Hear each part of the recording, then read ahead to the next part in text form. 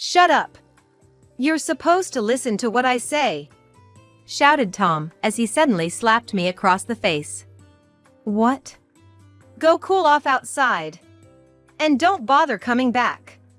It was the first time a man had ever hit me, and I was in shock. Frozen in disbelief. It took a few moments for the pain and fear to set in. I can't take this anymore. I've decided to leave this house and get a divorce. I had been preparing for this day. My name is Jennifer. I'm just your average working wife, 3 years into marriage. Things are looking good this month, I muttered as I checked my bank account. Ever since I was single, I've loved saving money. Growing up in a not-so-rich family, I've always been used to living frugally. Thanks to that, even as an adult, living modestly was never a problem for me. Always spending carefully, saving as much as I could. I've invested those savings into mutual funds and stocks. Having majored in business administration in college, I was quite familiar with economics and how money works. Started investing in college, and so far, it's been smooth sailing. I always dreamt of buying a house where my entire family could live happily. I'm gonna reach my goal soon. I met Tom at the same company I worked at. He was kind and reasonably good-looking, popular among the female employees. Tom and I hit it off when we worked together, and things progressed from dating to marriage smoothly. We don't have any kids yet. Being in our 3rd year of marriage, and considering my age, I kinda want to have kids soon. But with both of us working, our schedules hardly align. Tom's not interested in trying to have a baby. Every time I try to discuss it, he changes the subject. Maybe I should quit my job and make some time for us as a couple. But if Tom doesn't cooperate, I can't just quit. The reason Tom's not interested in having a kid? Our current lifestyle suits him just fine. Though we work at the same company, our departments differ. Tom's department doesn't require overtime, but the pay is the lowest in the company. My department is crucial for the company, so while there's a lot of overtime, the pay is higher. Tom gets home on time and lazes around, playing video games until I get back. But if we have a kid, he won't be able to keep doing that. That's why he's not enthusiastic about starting a family. For now, my focus is on building a home for our potential growing family. That's why I keep saving. I believe that once a child is born, Tom will surely help out. Another thing that bothers me is my mother-in-law. She lives just a 5-minute walk away from our apartment. Right after we got married, my father-in-law's health deteriorated. We were told that he might need care, so we moved closer. But he passed away shortly after due to old age. Ever since then, my mother-in-law has been coming to our house almost every day. It would be fine if she just came by, but she always has something sarcastic to say. I'm home. You're late, aren't you? She mumbles this without making eye contact with me. Good evening. Do you always get home this late? Are you really working, I wonder? Is she going to make sarcastic comments like this today as well? I'm exhausted from work, so I at least want to relax at home.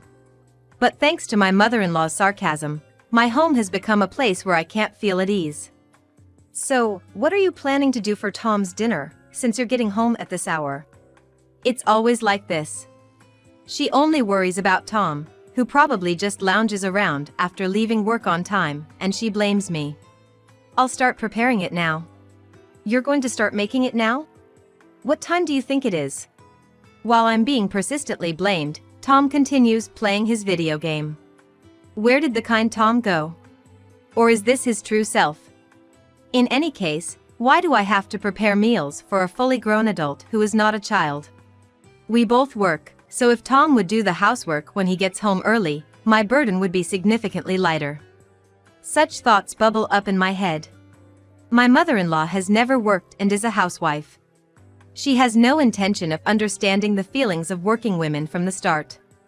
Besides, if she saw Tom doing housework, she would definitely start helping. Then, I would get sarcastic comments from her again.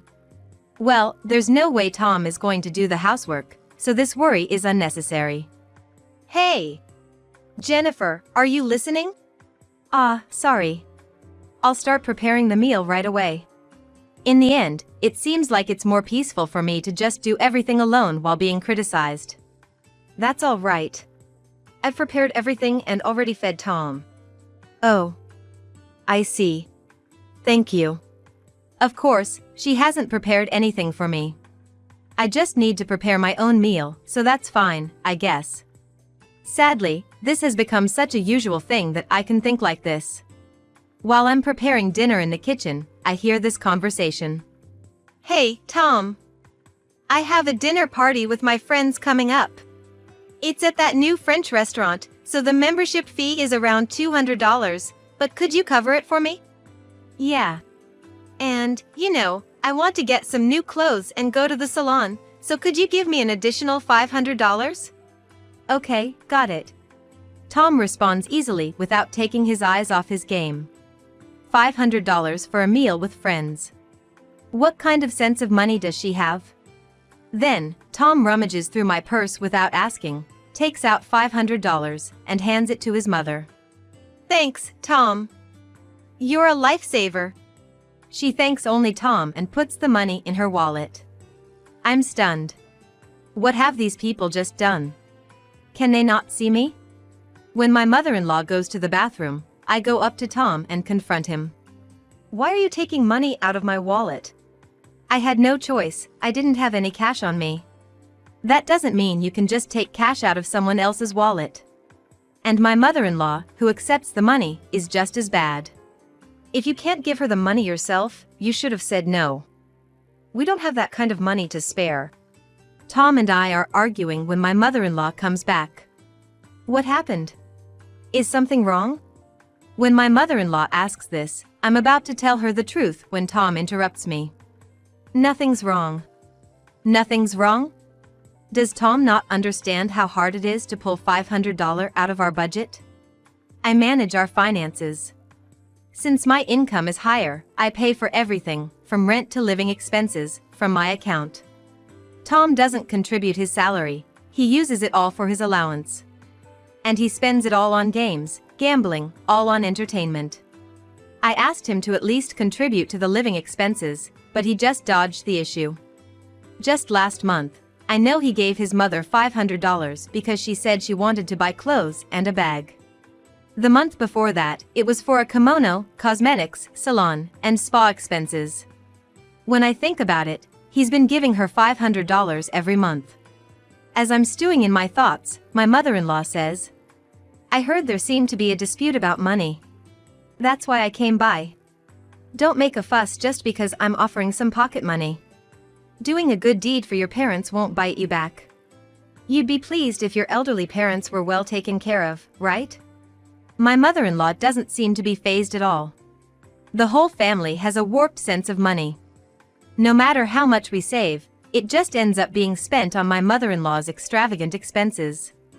Determined, I thought today has to be the day, and with all the courage I could muster, I spoke up to her. We really don't have the extra money. To be honest, supporting you with $500 every month is really hard on us. Upon hearing this, my mother-in-law let out a deep sigh. You see, this money is for socializing expenses. Buying new clothes and dining out with the neighbors is an important part of socializing, isn't it? If it's just for chatting with the neighbors, isn't a coffee shop good enough? Why does it always have to be a fancy French restaurant or a high-end inn? She's always updating her wardrobe for every occasion and picking up the tab for everyone, such a show-off.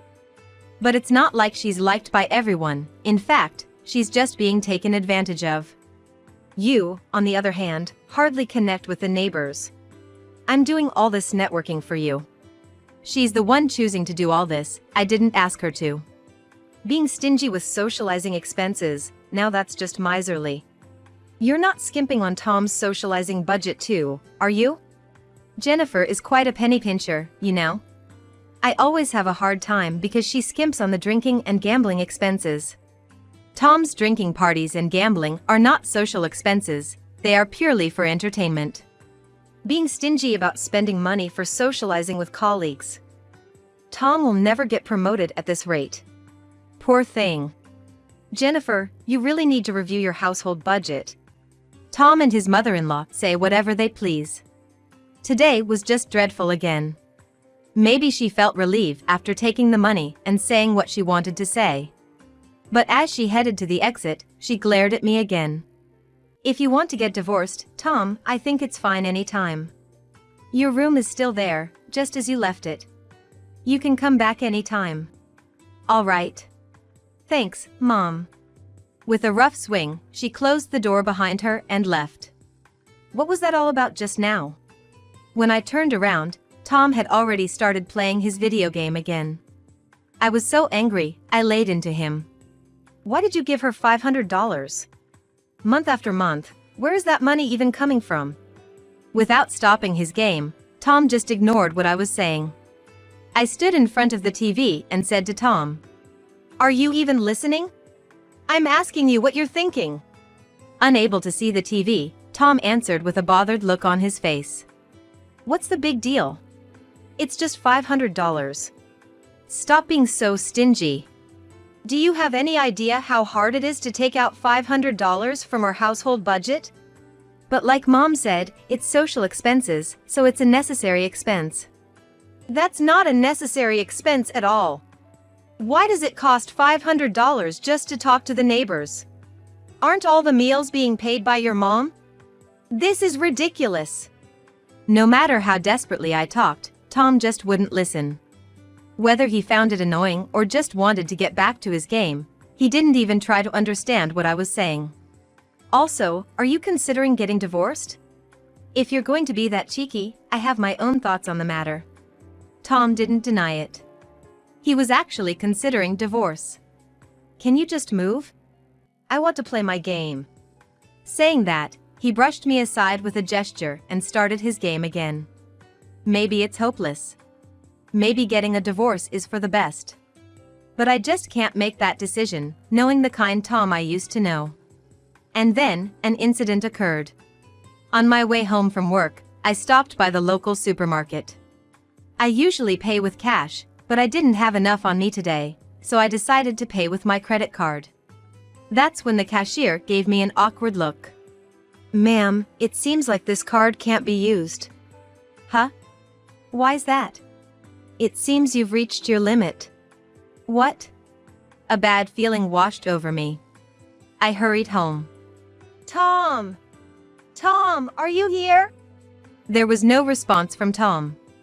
Then, I saw Tom's bag on the floor, and papers were scattered everywhere. What is this? I looked at the papers, and they were bills for numerous credit cards. These credit cards were family cards, and the account was linked to mine. Tom is bad with money management, often maxing out his credit cards. That's why his cards are maxed out, and he can't use them anymore. Since then, the only credit card Tom has is this family card. I quickly looked through the bills and saw a list of things I didn't recognize. Clothes, bags, shoes, high-end sushi, French cuisine, all the bills were for luxury items.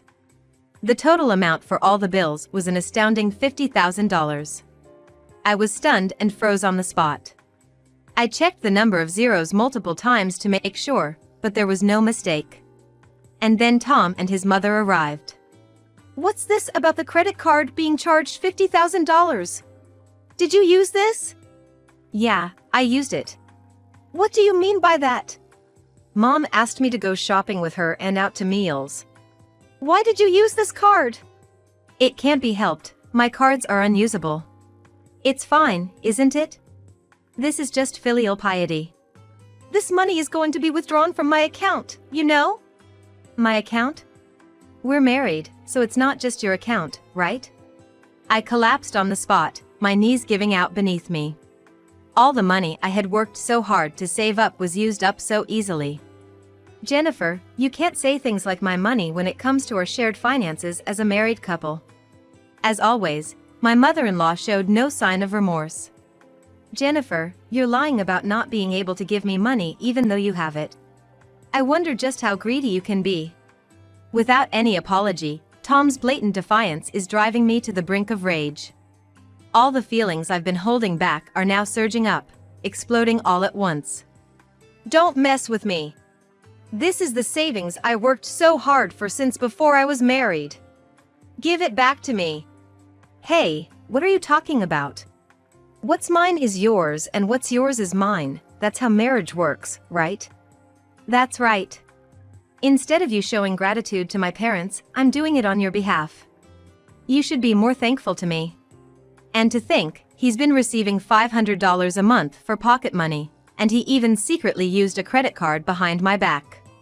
This account even includes the money I saved up before I was married. Using it without asking is no different than stealing. Give it back to me. Hey, cut it out. Who are you calling a thief? Angered by the word thief, Tom responds irritably.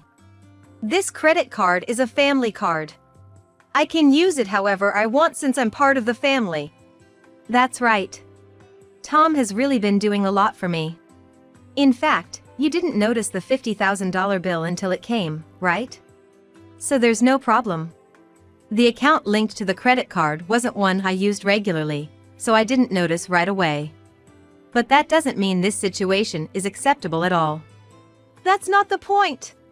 Give me back my money. Unable to contain my anger, I burst into tears and plead with him. Shut up. You're my wife, so you should just listen to what I say. You should be grateful I even married someone like you. With that, Tom suddenly slapped me across the face. What? Cool off outside. And don't bother coming back. This is the first time I've ever been hit by a man, and I'm in shock. I was so surprised that I couldn't move. A few moments later, the pain and fear hit me. I can't take it anymore. I finally decided to divorce him and leave this house. That night, I meticulously planned my next steps and went to bed. The next morning, Tom nonchalantly placed a single piece of paper in front of me. It was a divorce form. And Tom's section was already filled out. What? From now on, if you complain about me, we're getting divorced. If you don't want a divorce, then don't talk back to me. I'll handle the money from now on. With that, Tom grabbed the bank book and left for work. I couldn't believe how easily I had gotten the divorce form, which I thought would be the hardest part. Does he really think I still want to be with him after all he's done? Does he think the word divorce scares me? I realized that Tom's head is in the clouds. But for me, this is perfect. I'll gladly use this divorce form. All my love for Tom has completely disappeared. And then there's this. The investment trusts and stocks I've been working on since before I was married. There haven't been any major losses, and everything is going smoothly. I've reached a point where I can live off the returns alone. And with just the stock earnings, I've managed to save around $500,000. Of course, Tom doesn't know about this money, because it's in a different bank account. I was worried about keeping such a large sum of money in one account, so I have several. The bank book that Tom took is just one of them. I filled out my section of the divorce form. With the divorce form in hand, I quickly packed my bags and left the house. Then I went to the office and successfully submitted the divorce form. For the time being, I took refuge at my parents' house. Seeing me show up with a ton of luggage, my surprised parents listened as I explained the situation. While enjoying a leisurely stay at my parents' house, I started checking real estate listings. Commuting from my parents' house is too far, so I need to find a new place to live soon. Then, while browsing on my smartphone, I stumbled upon an interesting listing. A newly built house near the station. A perfect 15-minute walk from work. I immediately went to the real estate agency to inquire. The house is currently under construction and is expected to be completed in 2 months. The interior work hasn't started yet, so they said they can accommodate some of my requests. The location is great, and there are many interested buyers. I decided on the spot to buy the house and even completed the payment that day. I stayed at my parents' house while preparing for the move, and everything went smoothly. Hey, Jennifer. One day, out of the blue, my ex-husband spoke to me at the office. I had been so thrilled with the hustle and bustle since deciding on our new home that I had completely forgotten about him. Where the hell are you? Why aren't you answering your phone?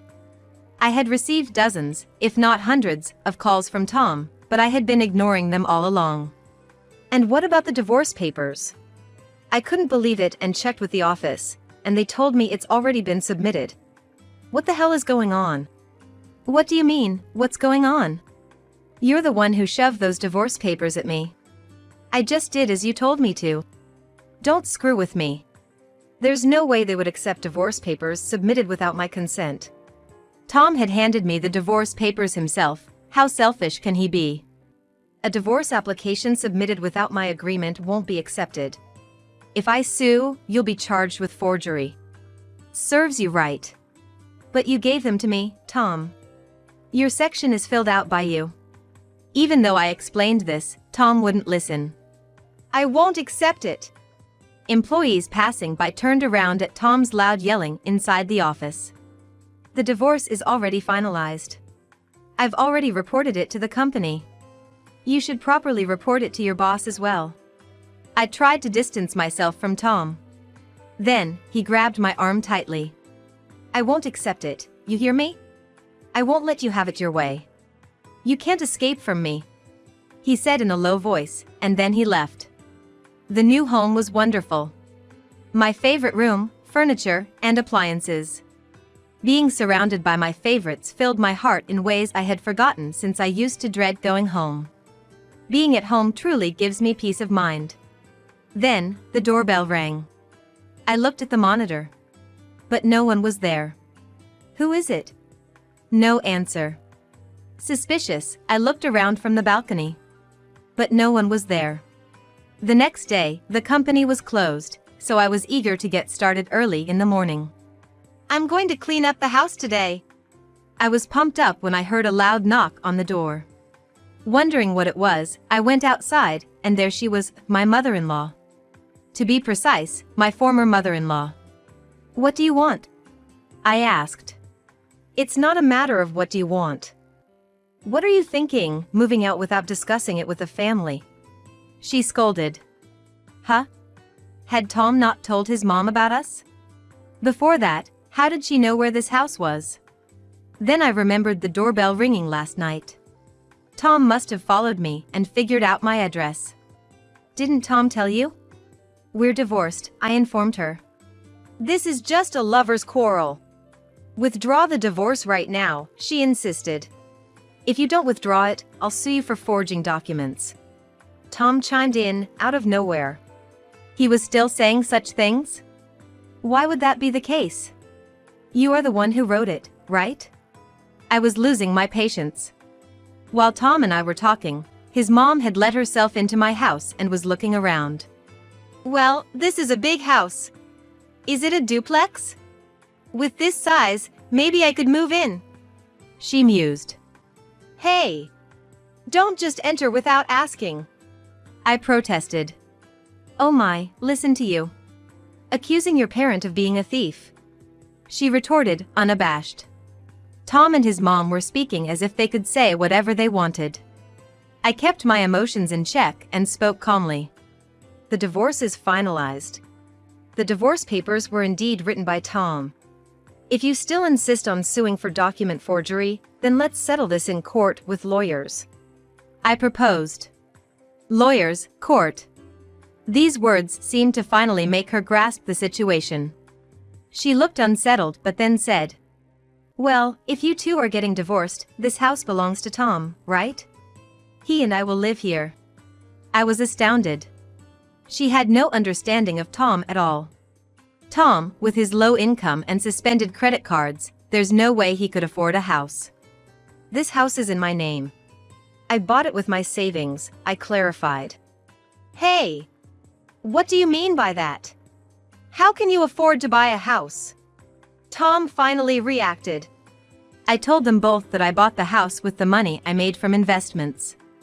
Realizing that the house was not in Tom's name, his mother became furious. What is this all about? What are we supposed to do now? She demanded. There was a reason she was panicking. Upon hearing about the new house from Tom, she had sold the house they were living in. I was amazed that she could make such a bold move without even discussing living together with me. Well, even if she had asked, I wouldn't have agreed to live together. Fine, let's settle this in court. I will make sure to get that divorce withdrawn. I won't accept this divorce, she declared, storming off with Tom. Even if they did take this to court, the divorce papers were unmistakably written by Tom. And does he even have the money to hire a lawyer? I doubt it. Well, if I do get sued, I'll think about it then. Afterward, I continued to live peacefully alone in my home. A while passed without any issues, so I thought the matter was settled. However, Tom started coming to my house repeatedly, asking to get back together. Jennifer, I'm sorry for everything. Let's start over, he pleaded. I couldn't believe it. After everything he had said to me. Not knowing when Tom might lose his temper, I ignored all his calls and visits. But his actions escalated. Hey! You've got some nerve ignoring me. I'll break this window if you don't come out right now, he threatened. It was becoming more and more like harassment. He even started stalking me at work, calling incessantly, making it impossible for me to do my job. He would sometimes wait for me at the exit of my workplace or near my house. Scared, I started going home with a friend and asked my boss for help. It had gotten to a point where it was affecting my daily life, so I decided to consult the police. Subsequently, the police started patrolling around my home twice a day. During one of these patrols, they caught my ex-husband yelling outside my new house, and he was arrested on the spot. Stalking, harassment, and threats. He was found guilty of these criminal acts and was arrested. Of course, he was also fired from his job. He must be serving his time in prison by now. The rumor that my ex-mother-in-law's son had been arrested for making threats spread quickly through the neighborhood. My former mother-in-law, who used to socialize with the neighbors, couldn't even step outside her house anymore, so she moved far away. According to the grapevine, she now lives alone in a small, old, wooden apartment because she doesn't have her own house to return to. Finally free from all of this, I immediately contacted my parents. They had taken care of me back in the countryside, so I asked them if they wanted to live together in my new house, and they were delighted to join me. We weren't exactly wealthy, but they raised me with care. Now I finally have the chance to do something kind for my parents, and it makes me happy. Next, I'd like to invite my friends over for a barbecue or have drinks at my place. I've lived my life thinking that I just needed to endure things, but from now on, I want to take better care of myself and cherish every day.